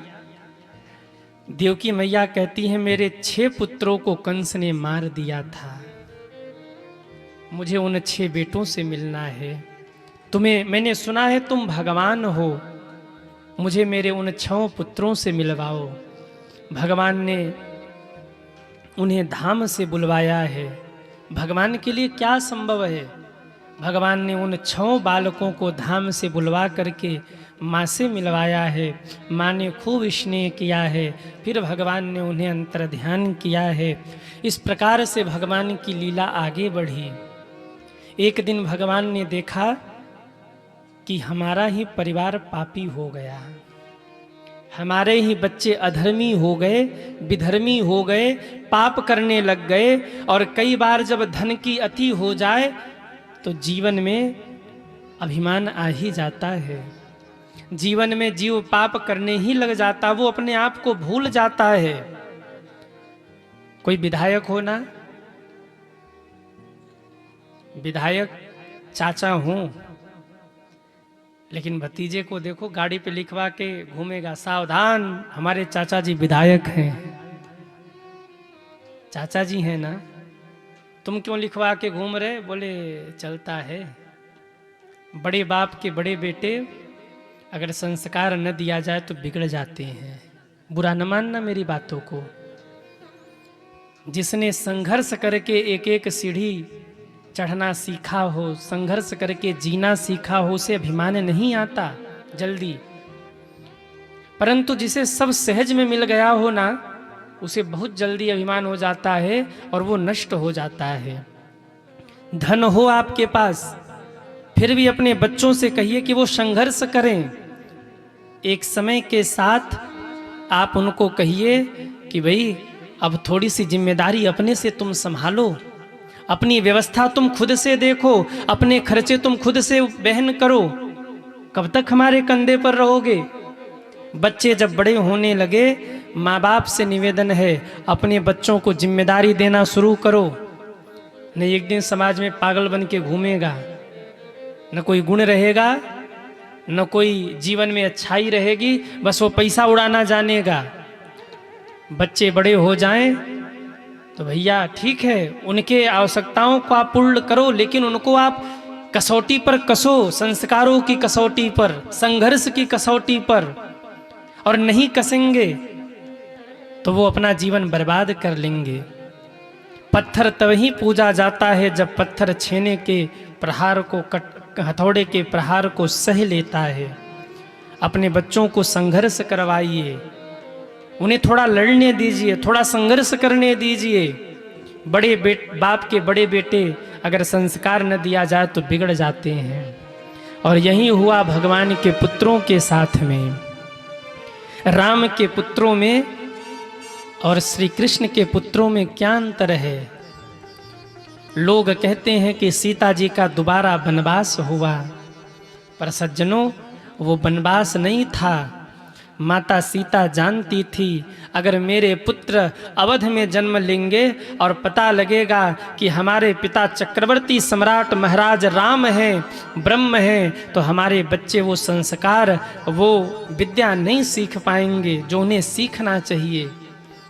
जानकी जी वन में गई, खुद लकड़ियाँ काटती और बच्चों को भी कहती तुम भी करो।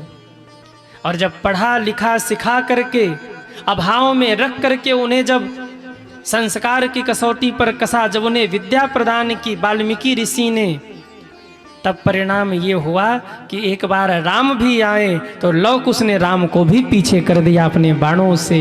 ये प्रभाव है सज्जनों।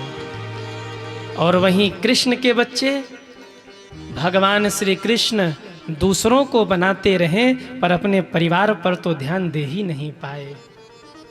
कृष्ण कभी घर रह ही नहीं पाए। आप अनुभव करिए, देखिए जरा।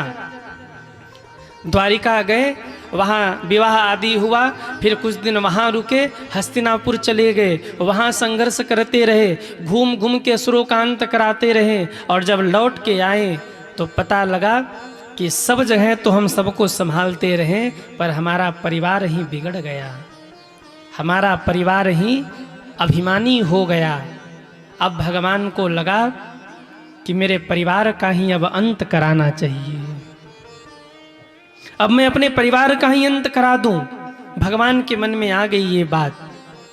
और भगवान ने क्या किया, पहले अपने बच्चों को बिठा के समझाते थे, बेटा जीवन में सब कुछ करना, पर जीवन में कभी संतों का, ब्राह्मणों का अपमान मत करना। तुम बच सकते हो, लेकिन जिस दिन तुमने संतों और ब्राह्मणों का अपमान कर दिया उस दिन तुम्हें कोई बचा नहीं पाएगा, तुम नष्ट हो जाओगे। भूल कर भी कभी संतों का अपमान मत करना, बार बार सिखाते, कभी दुर्गुण में मत जाना, कभी कुसंगति में मत फंसना। मेरा निवेदन है, जितने माँ बाप बैठे हैं, बच्चों को स्कूल और कॉलेज के भरोसे मत छोड़िए, क्योंकि स्कूल वाले आपके बच्चों को पैसे बनाने की फैक्ट्री बना के छोड़ेंगे, केवल संस्कार नहीं देंगे। संस्कार आप लोगों को देना पड़ेगा। कितने लोग चाहते कि बुढ़ापा सही रहे, हाथ उठाओ। वाह, बुढ़ापा सही चाहिए?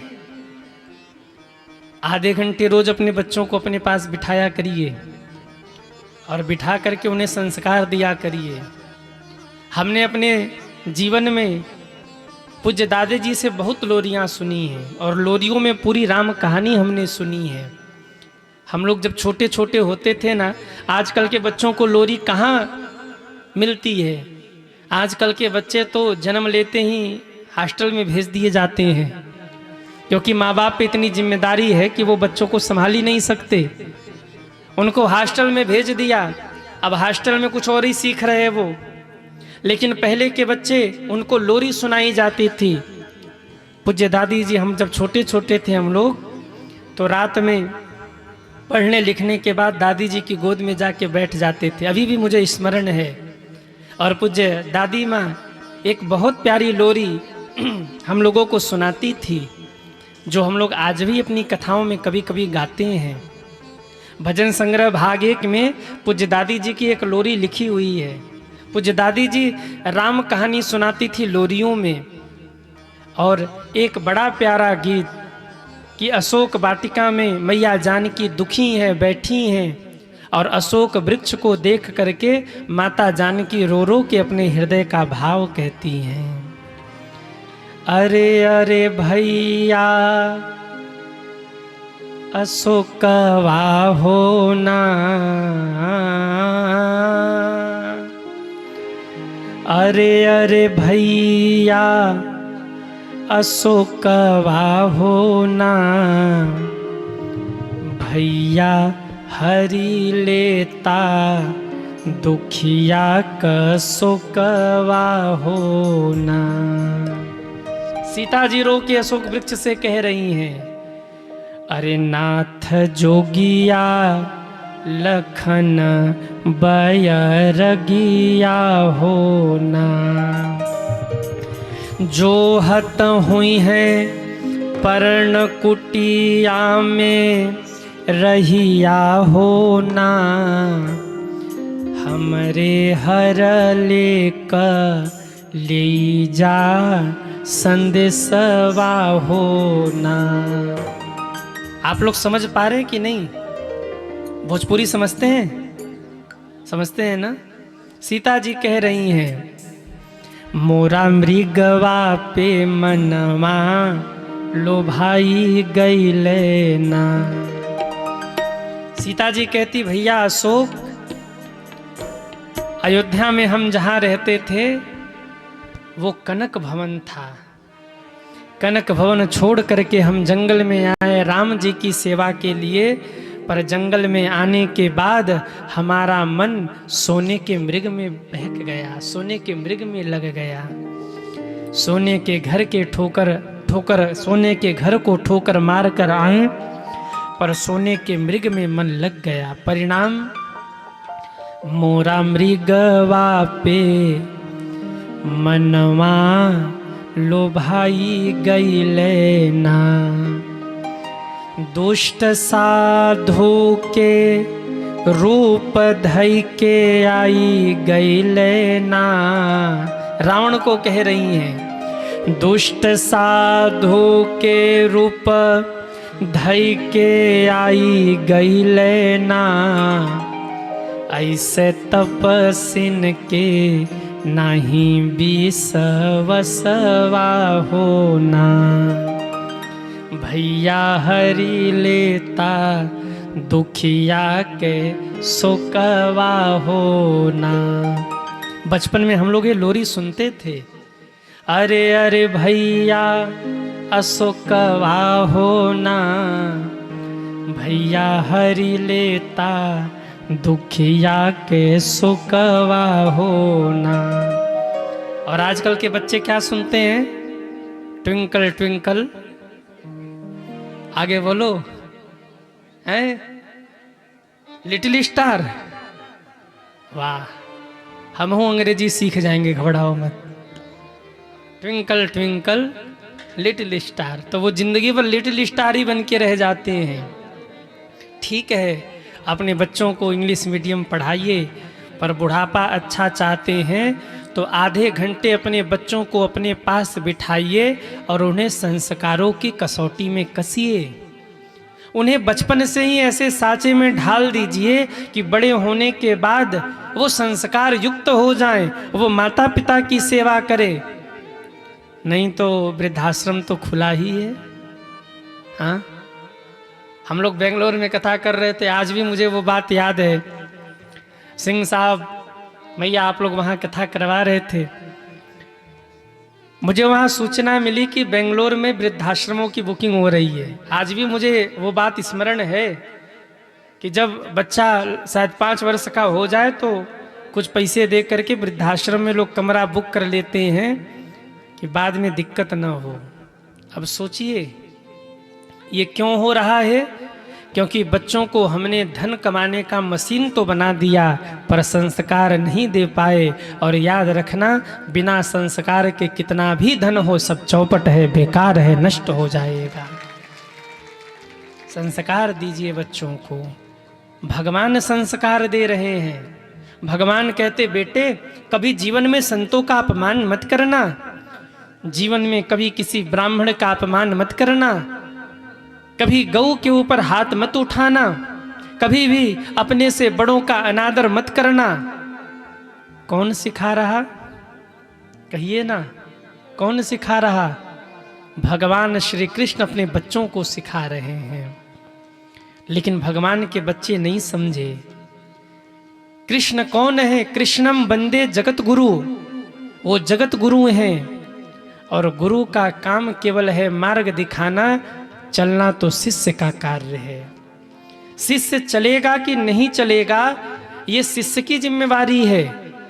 भगवान ने अर्जुन को भी समझाया, भगवान ने अपने बच्चों को भी समझाया, पर अर्जुन समझ गए इसलिए महाभारत जीत लिया। और भगवान के पुत्र नहीं समझे इसलिए आपस में लड़ करके मर गए। गुरु का काम है केवल मार्गदर्शन करना, चलना तो शिष्य को ही पड़ता है। गुरु कौन है? जो हमें अंधकार से प्रकाश की ओर ले जाए उसी का नाम गुरु होता है सज्जनों। जो हमें अंधकार से प्रकाश की ओर ले जाए, गुरु मार्गदर्शन करता है, इस मार्ग पर चलो तुमको भगवान मिल जाएंगे। अब आगे चलना शिष्य को पड़ेगा, शिष्य चलेगा तभी शिष्य का कल्याण होगा, नहीं तो नहीं होने वाला कल्याण। गुरु केवल मार्गदर्शन करता है, लेकिन आजकल लोगों ने गुरु शब्द को भी थोड़ा सा बदनाम कर दिया। हमारे बनारस में गुरुओं की कमी नहीं है, बनारस में तो सब गुरु ही हैं। रिक्शा चलाने वाला हो उसको भी कहेंगे का गुरु कहाँ जाओगे, पान बनाने वाला हो ना उसको कहेंगे अरे गुरु दिमाग खराब है जरा एक पान खिलाओ। बनारस में सब गुरु हैं। तो मैं एक दिन कभी सोच रहा था कि गुरु और सदगुरु में थोड़ा सा अंतर है। गुरु कौन है? कहा जो अज्ञान से ज्ञान की ओर ले जाए, जो अंधकार से प्रकाश की ओर ले जाए वो गुरु है, और जो शिष्य के हाथ को पकड़ करके भगवान तक ले जाए वो सदगुरु है। गुरु और सदगुरु में थोड़ा अंतर है, इसलिए जीवन में एक सदगुरु अवश्य धारण करना, किसी गुरु की सानिध्य अवश्य लेना। जब जीवन में दुखी होना, जब जीवन में परेशान होना, तो उन गुरु के चरणों में पहुंच करके गुरुदेव से निवेदन करना, गुरुदेव अब मैं क्या करूं, मुझे मार्गदर्शन करिए। जीवन में जब कभी लड़खड़ा जाना, जब कभी मार्ग भूल जाना, तो फिर गुरु के चरणों में जाना और गुरुदेव से निवेदन करना, गुरुदेव हमें मार्गदर्शन करिए।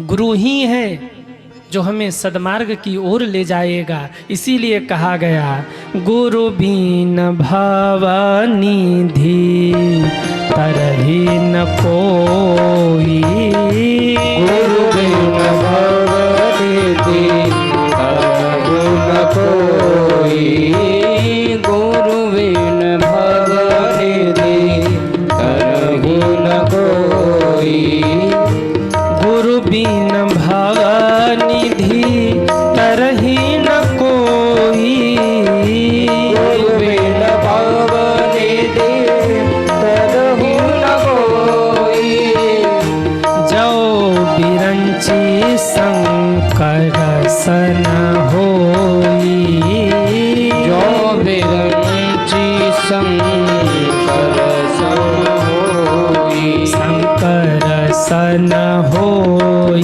शंकर सन होई, गुरु बिन भवनिधि तरहि न कोई,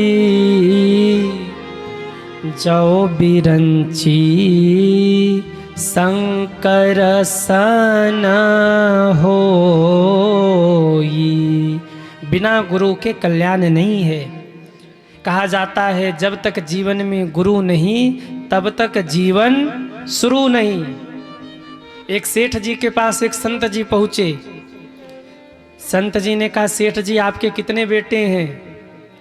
सेठ जी के 4 बेटे थे, पर सेठ जी ने कहा गुरुजी हमारे पास तो एक ही बेटा है। संत को बड़ा आश्चर्य हुआ कि 4 बेटे हैं और कह रहा एक ही बेटा है, कोई बात नहीं।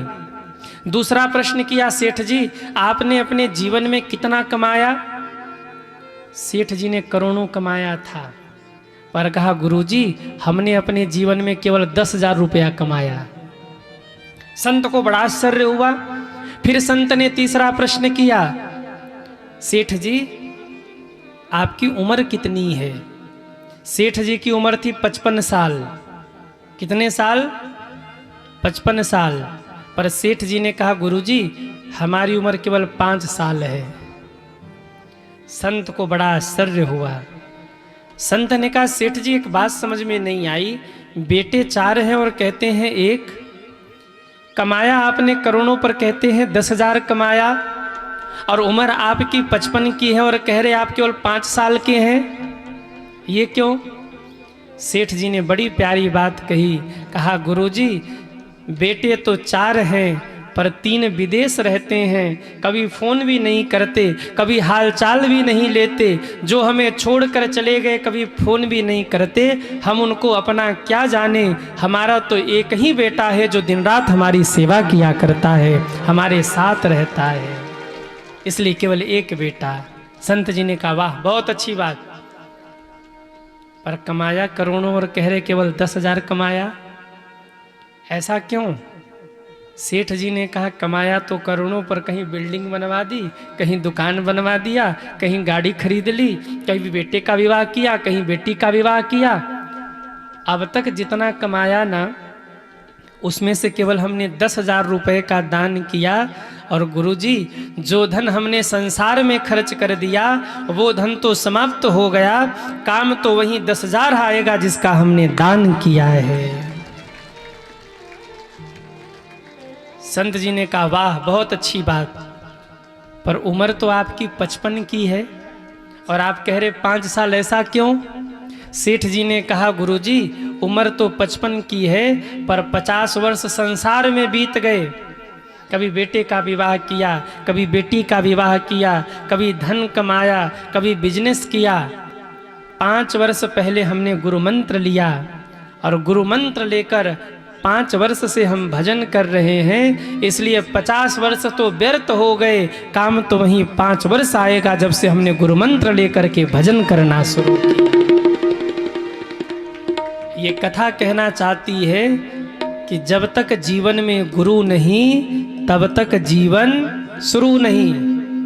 आप 80 वर्ष के भी हो गए और यदि आपने गुरु धारण नहीं किया है तो ये मान लीजिएगा कि भगवान की डायरी में अभी आपका जन्म हुआ ही नहीं है। और अगर आपने बाल्य, देखो गुरु मंत्र का समय क्या है, लोग कहते हैं कि गुरुजी हम गुरु मंत्र कब लें, तो गुरु मंत्र का सही समय अगर कोई है तो वो है 5 वर्ष। जब बच्चा 5 वर्ष का हो जाए तभी उसको गुरु मंत्र दिलवाइए। जो बच्चा 5 वर्ष से ही गुरु मंत्र लेकर के पढ़ाई करे, आगे बढ़े, भक्ति करे, जीवन में तरक्की करता जाए, वो जीवन में कभी बिगड़ नहीं सकता। गुरु मंत्र की सच्ची उम्र है 5 वर्ष। लोग कहते गुरु मंत्र बुढ़ापे में लेंगे, बुढ़ापे में खुद का शरीर तो संभलेगा नहीं, मुख के दांत टूट जाएंगे, कहेंगे राम तो निकलेगा लाम, खुद का शरीर तो संभलेगा नहीं, भगवान के नाम को क्या संभालेंगे। इसलिए बुढ़ापे के लिए गुरु मंत्र मत छोड़िए। अच्छा एक बात बताओ नेवादा वालों, बोलना कब से शुरू किया? कहिए बचपन से। खाना पीना कब से शुरू किया? अरे बोलो ना, जोर से बोलो। बचपन से। कपड़े पहनना कब से शुरू किया? बचपन से। लड़ना झगड़ना कब से शुरू किया? अरे बोलो ना, बचपन से। कपड़े पहनने बचपन से शुरू किया, भोजन करना बचपन से शुरू किया, लड़ना झगड़ना बचपन से शुरू किया, तो भजन को 55 के लिए क्यों छोड़ते हैं? गुरु मंत्र और भजन भी बचपन से ही होना चाहिए। बुढ़ापे का कोई भरोसा नहीं, आएगा कि भी नहीं आएगा। आज का माहौल बड़ा खराब है, बुढ़ापा आएगा कि भी बीच में टपक जाएंगे, कोई भरोसा नहीं। इसलिए जब भी मन में आवे कि हमें गुरुमंत्र धारण करके भगवान की भक्ति करनी है, हमें अब भगवान की ओर बढ़ना है। कई लोग सोचते गुरुमंत्र लेने का मतलब संसार से वैराग्य। नहीं, गुरुमंत्र लेने का मतलब संसार से वैराग्य नहीं होता। गुरुमंत्र लेने का मतलब संसार में रहते हुए भगवान से जुड़ जाना होता है। ध्रुव जी ने 5 वर्ष की अवस्था में गुरुमंत्र लिया था, प्रहलाद जी ने 5 वर्ष की अवस्था में गुरुमंत्र लिया था। गुरुमंत्र की अवस्था बाल्यकाल है। गुरु को बुढ़ापे के लिए मत छोड़िए। जितना भजन सत्कर्म आप गुरु धारण करने के बाद करते हैं ना, वो सब धर्म सत्कर्म आपका सफल होता है, सुरक्षित होता है, जो इस लोक में भी काम आता है और परलोक में भी काम आता है। आप जो दान धर्म सत्कर्म कर रहे हैं, यदि आपने गुरु धारण किया है तो निश्चित ही वो आपका सार्थक होता है। भक्ति करी रहे हैं, भजन करी रहे हैं, दान पुण्य करी रहे हैं, गुरु धारण करके करिए। बिना गुरु धारण किए भक्ति भजन करेंगे तो उतना फलदायी नहीं है, क्योंकि गुरु शिष्य को भगवान से जोड़ता है। इसलिए जब भी मन में आवे कि अब हमें भगवान से जुड़ना है, संसार के लिए तो बहुत किया, कर ही रहे हैं, करते ही रहेंगे, पर कुछ अपने लिए भी करना है। उसी दिन गुरु की शरण में जाना और जा कर के कहना, गुरुदेव हमें मंत्र दीक्षा देकर भगवान के चरणों से जोड़ दीजिए। अब तक का जो हमारा जीवन बीता वो संसार में बीता है, पर हे गुरुदेव अब हमें थोड़ा भगवान की ओर भी मुड़ना है, हमें भगवान से जोड़ दीजिए, ताकि हमारे जीवन की साधना, हमारे जीवन की भक्ति, दान पुण्य भजन सत्कर्म सफल होने लगे। हे गुरुदेव मुझे मार्गदर्शन करिए, मुझे भगवान की ओर अग्रसर करिए।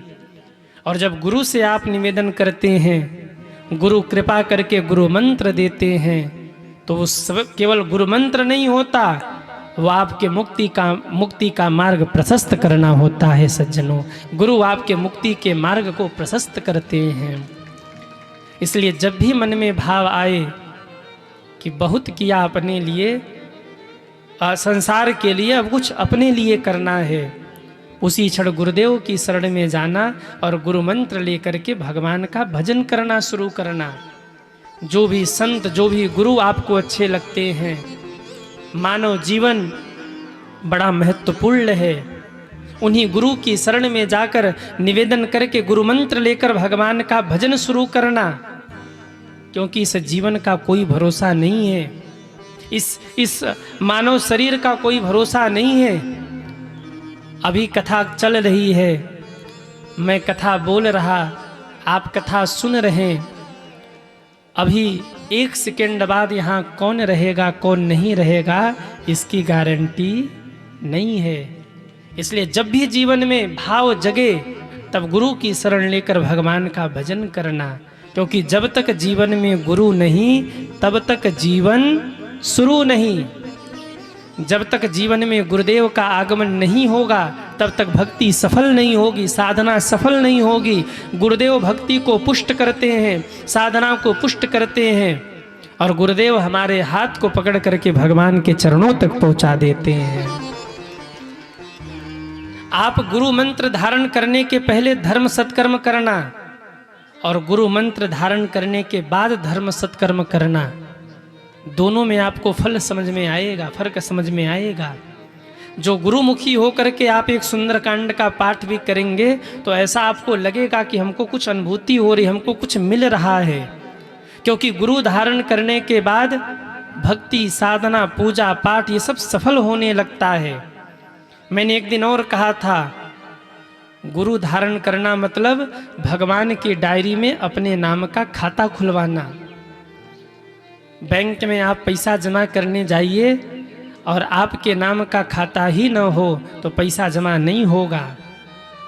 जब हम गुरु मंत्र लेते हैं तो भगवान की डायरी में हमारे नाम का खाता खुल जाता है, और जितना भी भजन सत्कर्म दान पुण्य करते उसी डायरी में जाकर सुरक्षित हो जाता है। इसलिए जीवन में समय रहते गुरु मंत्र लेकर भगवान की भक्ति अवश्य कर लीजिए। गुरु बिन भवनिधि तरहि न कोई, जो बिरंची शंकर सन होई। आहा, भगवान अपने बच्चों को समझाते हैं, पर भगवान के बच्चे नहीं माने, क्योंकि बहुत विलंब हो चुका था। भगवान दूसरों को बचाते बचाते अपने परिवार को नहीं बचा पाए। भगवान के पुत्रगण ही इतने अभिमानी हो गए